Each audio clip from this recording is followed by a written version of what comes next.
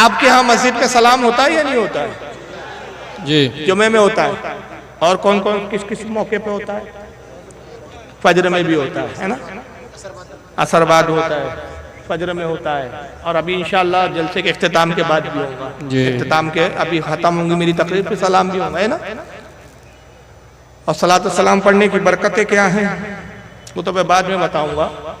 طاہر گیاوی ان کی مولوی صاحب ہے دیوبندیوں کے، وہ کہتا ہے کہ یہ جو کھڑے ہو کر مسجد میں سلام پڑھتے ہو نا، دیکھنے میں ایسا اچھا معلوم ہوتا ہے کہ وہ کتنا اچھا کام ہو رہا ہے، کھڑے ہو کے سلام پڑھ رہے ہیں۔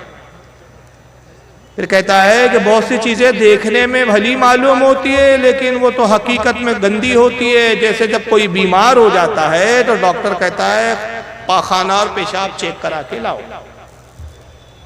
تو وہ لیبارٹری میں تھوڑی جا کے ہکتا ہے، اپنے گھر میں پاخانہ کرتا ہے، ایک اچھی خوبصورت سی پولیتھین میں وہ پاخانہ رکھتا ہے اور پھر وہ لے کے ڈاکٹر کے پاس جاتا ہے، تو دیکھنے والا سمجھتا ہے کہ بہت اچھی پولیتھین ہے، بڑی خوبصورت پولیتھین ہے، تو اس میں حلوہ جا رہا ہے۔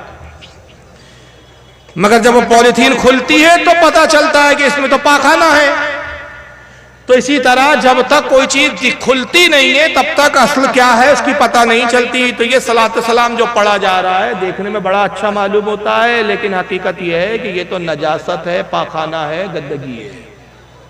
ماشاء اللہ، کس کو گندگی پاخانہ بولا اس نے؟ صلاۃ السلام کو۔ حالانکہ یہ انہی کے گھر سے چھپی ہوئی کتاب ہے اخبار الاخیار، یہ میرے ہاتھ میں اس وقت۔ شاہ عبدالحق محدث دہلوی بہت بڑے عالم اور بہت بڑے امام گزرے، آج سے تقریباً 550 سال پہلے۔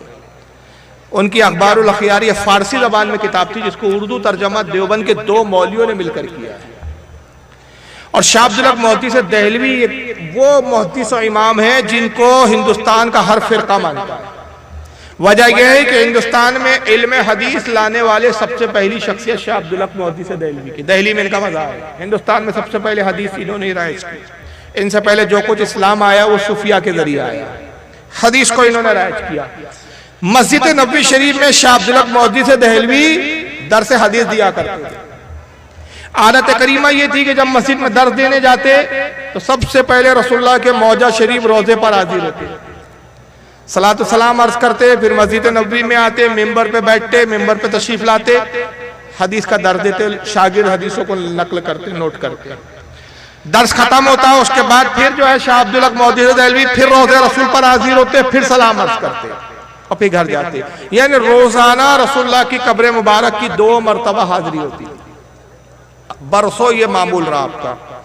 یہاں تک کہ ایک موقع ہوا آیا کہ رسول کی بارگاہ سے آپ کی یہ مقبولیت کی بشارت ملی کہ سرکار خواب میں تشریف لائے اور کہا عبدالحق ہم تیری خدمات سے خوش ہوئے، اب تجھے حکم دیتے کہ ہندوستان جاؤ اور ہمارے علم حدیث کی خدمت کرو۔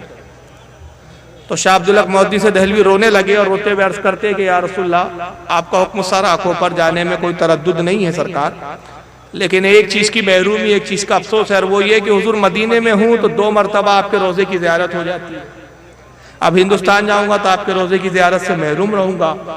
تو آقا نے کیا انعام دیا؟ کہا عبدالحق ہم تجھ سے اتنے خوش ہوئے، ہندوستان جاؤ اور خوشی خوشی جاؤ، یہاں تو ہماری قبر کو دیکھتے تھے، ہندوستان میں روزانہ بنفس نفیس ہماری زیارت کرو۔ بڑے خوشی خوشی آئے اور تا زندگی روزانہ رسول اللہ کی زیارت ہوتی تھی بعد نماز مغرب۔ وہ ہے شاہ عبدالحق۔